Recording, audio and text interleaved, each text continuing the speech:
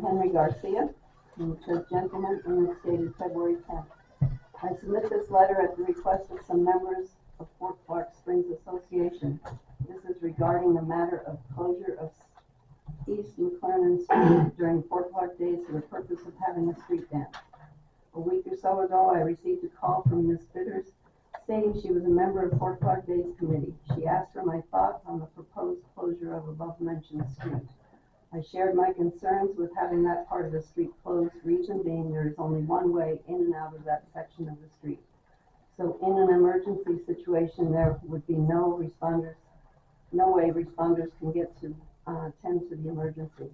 Having explained the situation, I stated that I would not support the closure of that particular section. I also offered other alternatives. Let me just list some of my concerns. Only one way in and out for emergency vehicles, fire and ambulance. Probability of unattended ATVs, golf carts, etc. in the street. Large crowd in the street needing to be removed safely, time consuming. Delay in needed medical care, which may result in unwanted results, especially in a cardiac emergency. In case of fire, would impede the placement of fire apparatus in proper locations, thus placing firefighters in an unnecessary unsafe condition. In fire and medical emergencies, time is of the essence. Lastly, as the emergency management coordinator for Kinney County, one of my responsibilities is to mitigate potential hazards and unsafe conditions for the protection of the citizens and general public. And this is one of them. So if the question is do I support the closure of this particular part of East McLernan Street, the answer would be no. Henry Garcia.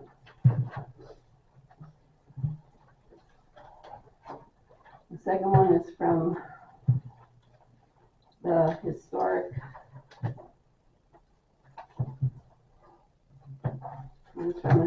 Society, and it was signed by Russell and his committee. It was dated January 30th, and it was to just the Board of Directors. We all received a hand-delivered copy. We, the Board of Directors of the Fort Clark Historical Society of Kinney County Incorporated, write to urge that Fort Clark Springs Association take an action we believe to be vital for protecting the historic integrity of the fort. Specifically, we believe a policy and procedure should be adopted that defines the circumstance and method by which the historic buildings and grounds can be altered. The Historical Society was created in December 1979 pursuant to an enthusiasm of Fort Clark Springs Association for the fort's history and the preservation and restoration of the fort's historical architectural integrity. That same enthusiasm by Fort Clark Springs resulted the same month in placement of the Fort Clark Historic District on the National Register of Historic Places by the U.S. Department of the Interior. For more than 40 years, volunteers to the Historical Society have stepped up to spend enormous time and money to fulfill our charter purpose as intended by Fort Clark Springs.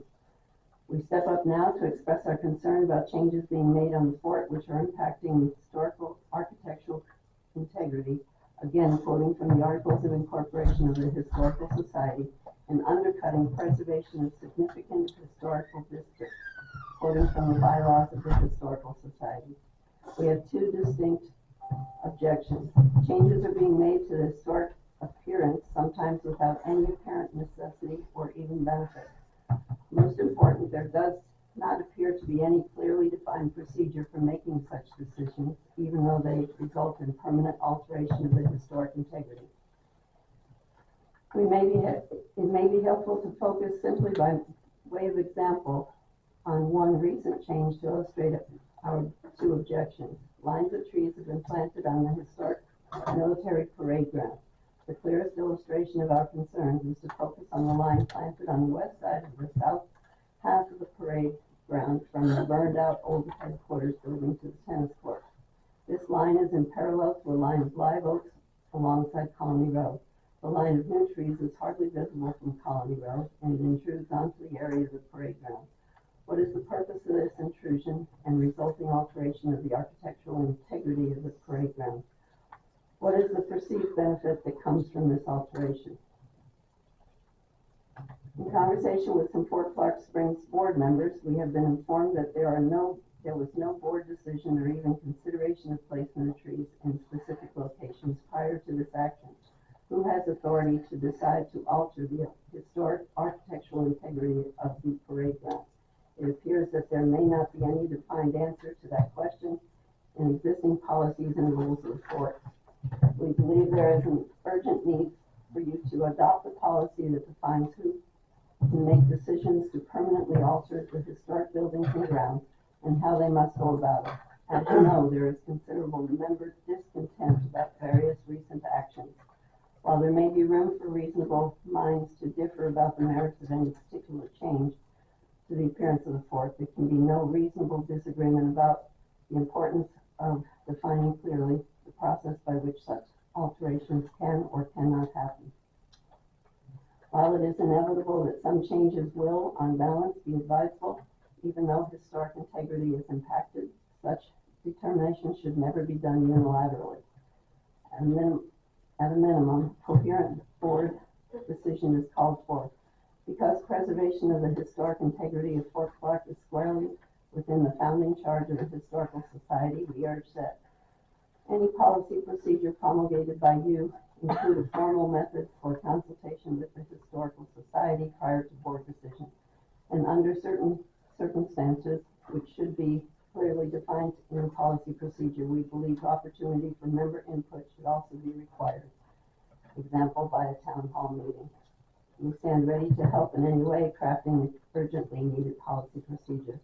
Signed by Russell Knoll, Marilyn McNerlin, Bill Peake, Barbara Westbrook, Steve Giblin, H.N. Bitter, and Phil Coker.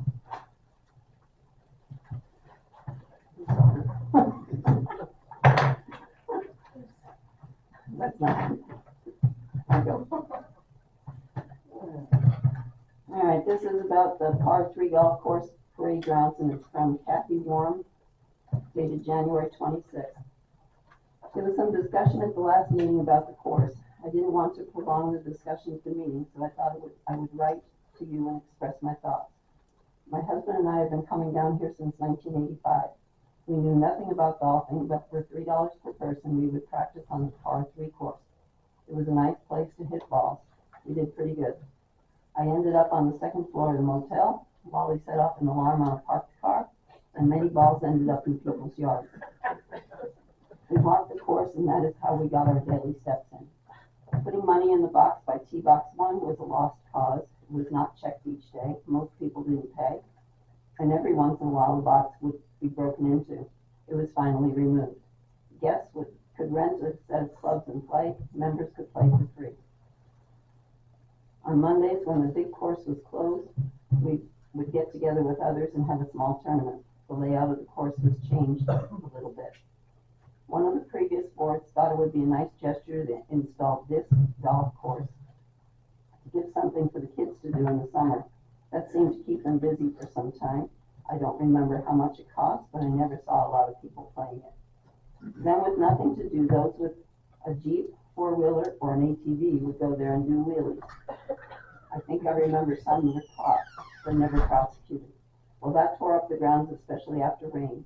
Then there were golfers that could not walk the course, so they rode their carts with complete disregard for the location of the sprinklers. Many of the heads were broken, and maintenance could not keep up with the repairs. The mowing and maintenance of that area was placed at the bottom of the to-do list, because even if care was given to the area, many members and guests did not abide by the rules placed on the sign.